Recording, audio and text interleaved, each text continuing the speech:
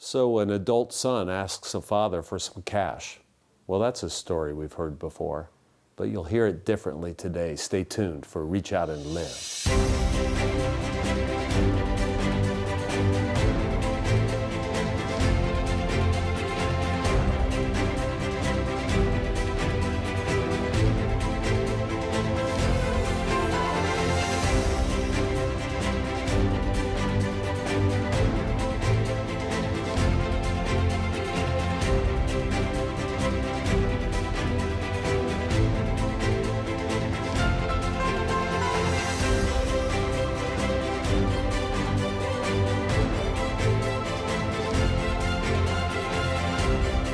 Welcome to Reach Out and Live, a program of music, scripture, and sermon, brought to you each week by the many viewers and members of First-Plymouth Church, Lincoln, Nebraska.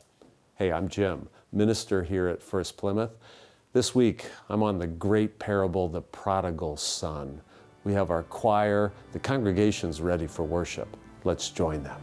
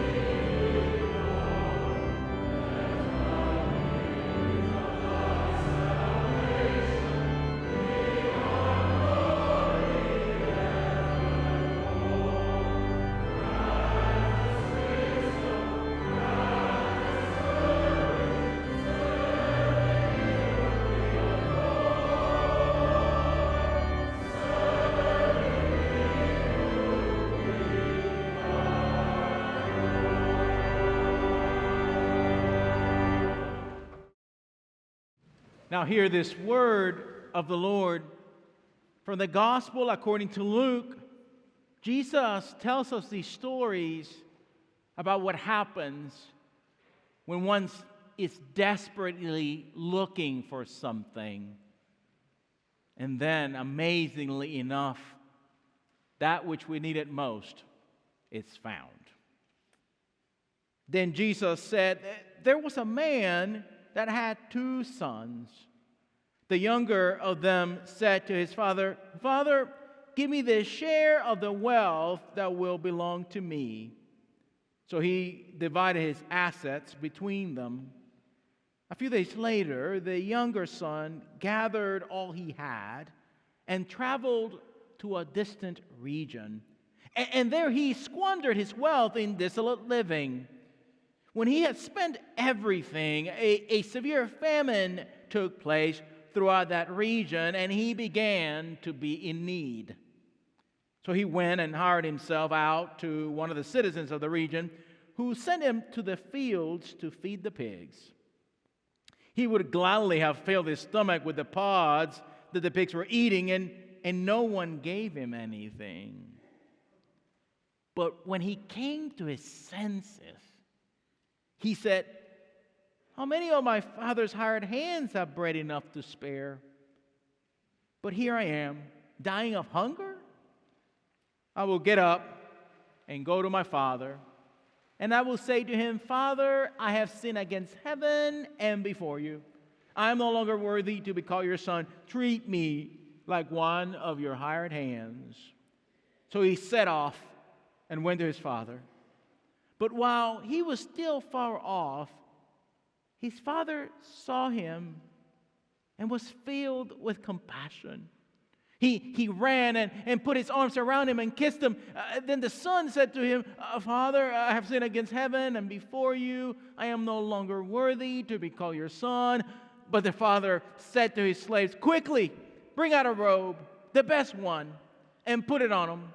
Put a ring on his finger and sandals on his feet, and get the fatted calf and kill it, and let us eat and celebrate. But for this son of mine was dead and is alive again.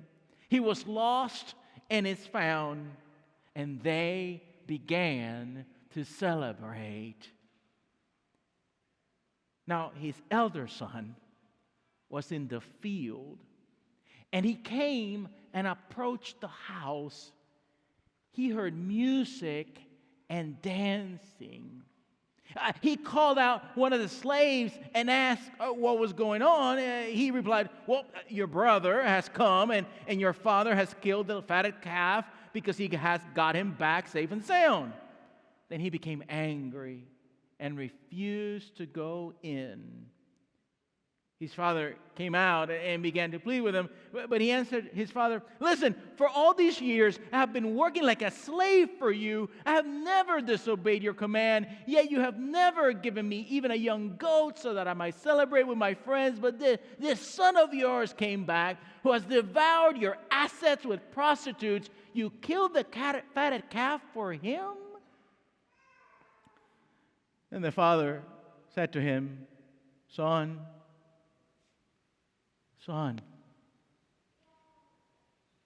you're always with me.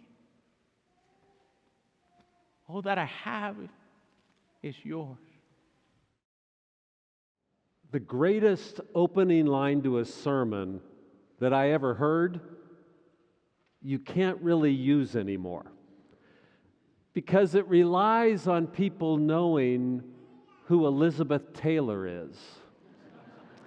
And if you're under 40 years of age, you wouldn't know. Raise your hand if you know who Elizabeth Taylor is. Okay, I'm good to go.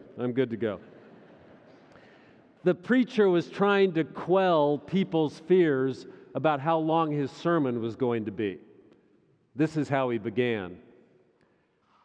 In the immortal words of Elizabeth Taylor to her fifth husband, I won't be keeping you long.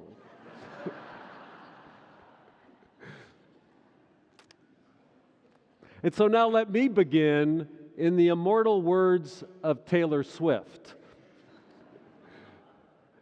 I keep recalling the things I never did. Now that makes no sense as an opening line to a sermon. I just love the lyric. I keep recalling the things I never did. And nobody knows how long Taylor Swift will be together with Travis Kelce, and nobody knows how long this sermon will be.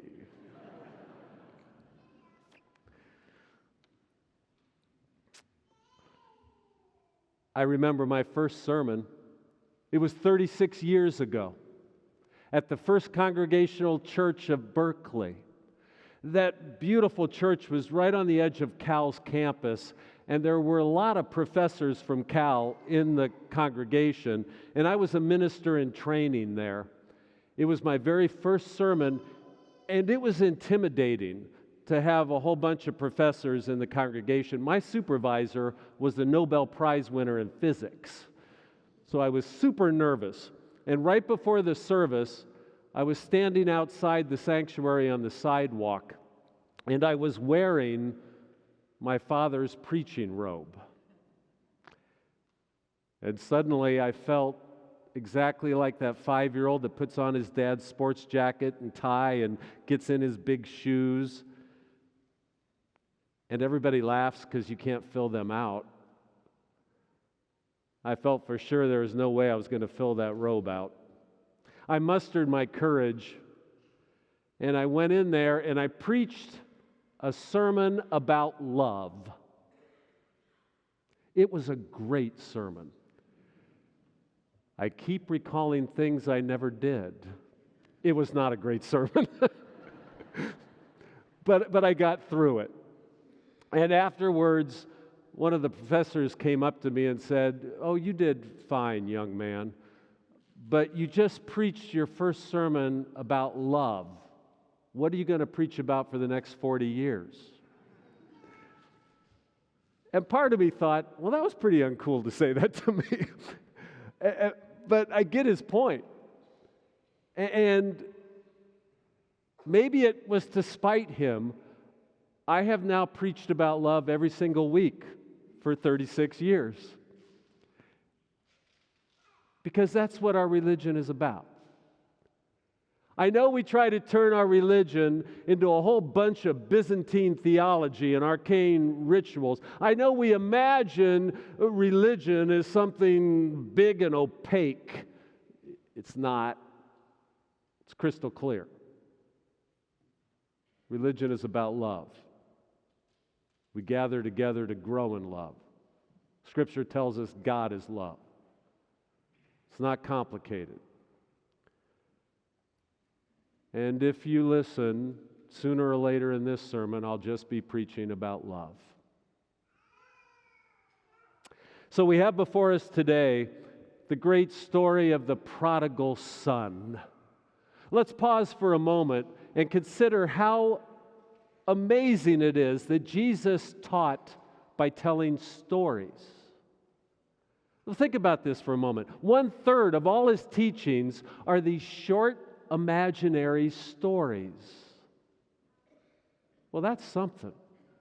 I mean, first, you've got to be a genius. We never think about this, but Jesus of Nazareth must have been a genius to be able to weave these stories in perfectly as a teaching device. Amazingly smart and creative. But also, it shows a spirit that isn't too controlling, because once you share a story, who knows how people will interpret it? You don't really have control over it. Once you share a story, and he does that, he throws out these short imaginary stories. I mean, if he wanted to be simple and kind of doctrinaire, he could have just said, you should be kind to other people. But instead, he tells a story about the Good Samaritan. And that story gains traction in your mind. We never let go of it. A story holds captive our brains for thousands of years now. He doesn't just say, you should forgive others. Instead, he tells a story of the unforgiving servant, and that story just takes hold of us. He doesn't just tell a story about how you shouldn't turn religion into a reward and punishment scheme where you either make it into heaven or you don't. No, instead, he tells a story about the great banquet where everyone makes it in to the feast, people you wouldn't expect. Oh, telling stories. What a move. So let's get into this great story. It's going to help if you know the direct context. In this chapter in Luke, and a couple of these chapters, he's in a controversy with the Pharisees. They see him hanging out with people you shouldn't be consorting with, like tax collectors and sinners and prostitutes. And when you hear sinners in the New Testament, the Greek there could be better translated wicked ones. Don't romanticize it. It's wicked people. He's hanging out with meanies and prostitutes and ne'er-do-wells and tax collectors. And the Pharisees, they don't think anyone of good, upstanding religious station, they think they're good religious people. You shouldn't be doing that.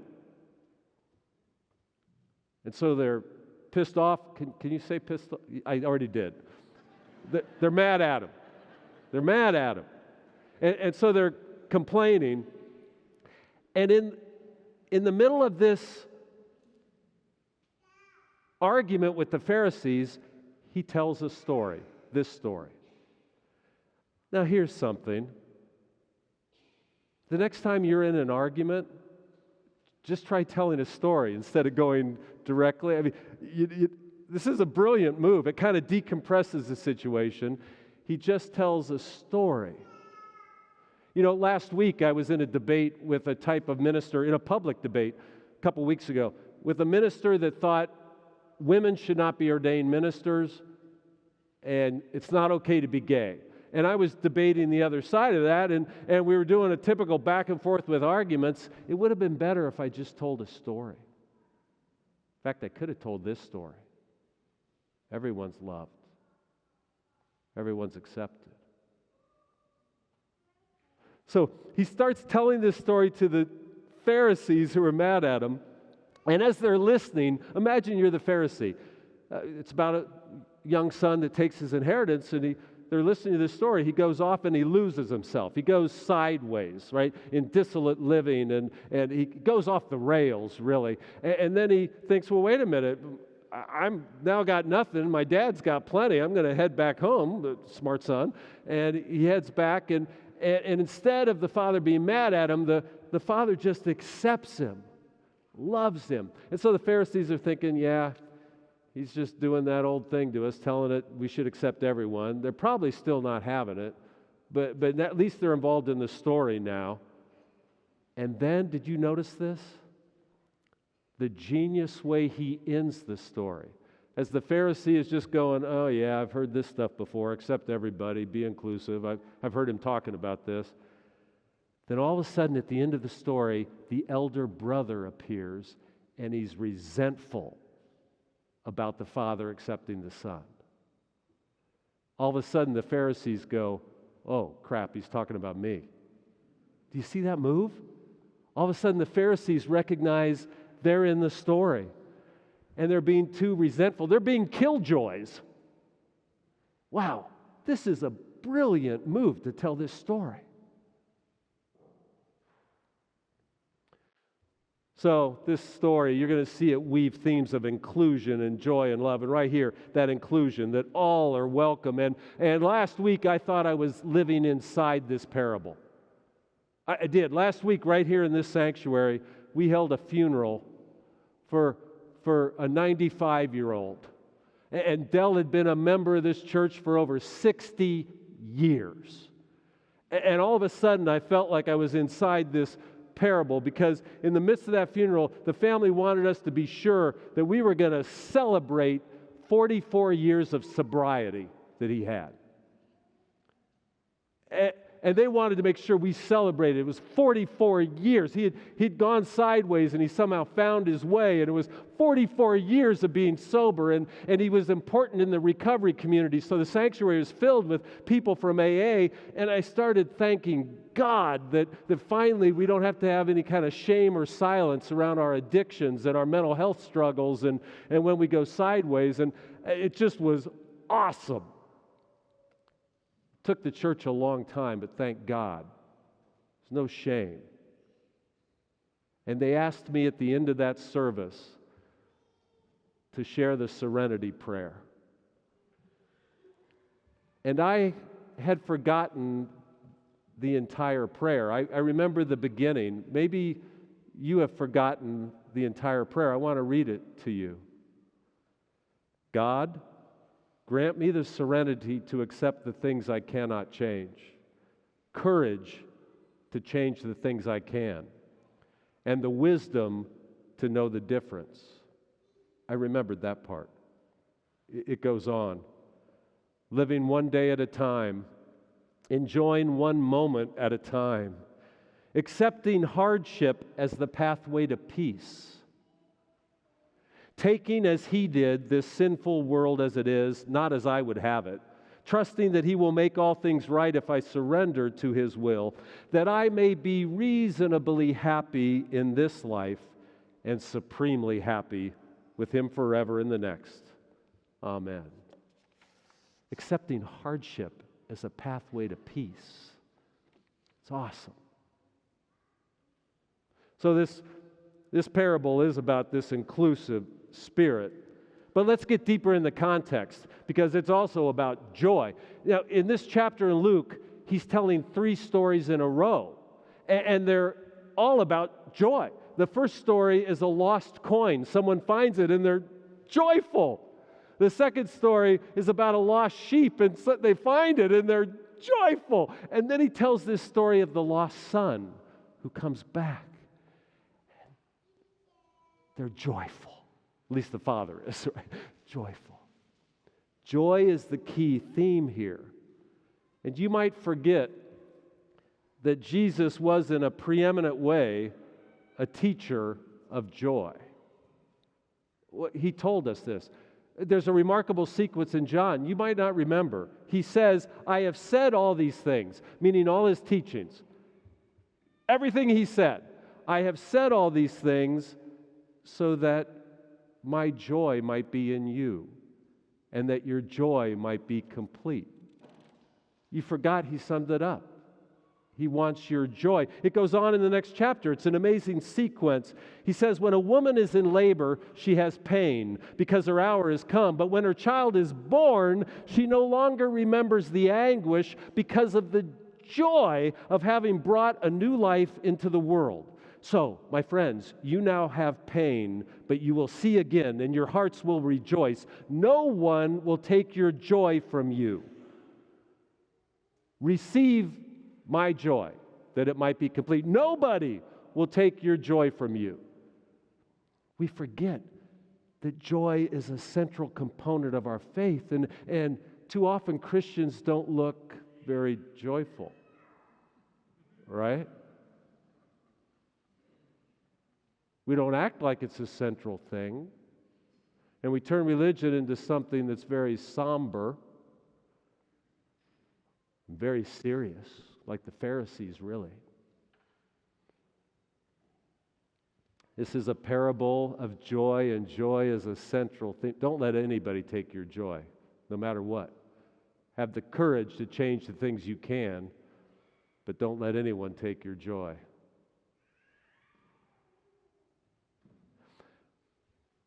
And also, this is a parable about love. Oh, the way this parable weaves inclusion and joy and love. It's a Jesus story. Man, is it a story. Inclusion, joy, and love. This parable now is taken out of its context and becomes the preeminent symbol of God in our New Testament. Well, Jesus is the very image of God. But after Jesus, this story, this is it. This is when God is presented to us in the New Testament. And our God is a God that is going to rush out and meet you on the road. That God is so eager to embrace you that no matter what you have done, God is going to rush out and put a robe on you and a ring on you, because this is the God of overflowing prodigal love, just extravagant love. And we like to turn God into something judgy or mean, and this is God.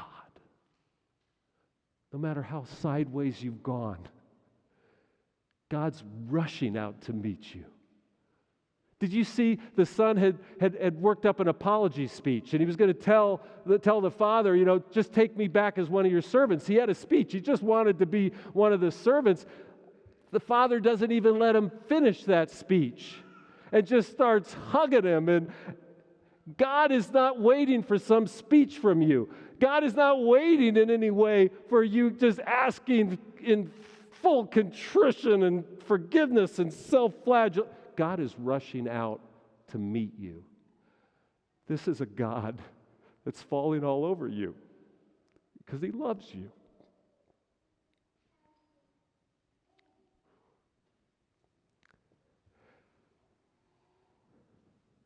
Who knows how long this sermon is going to go?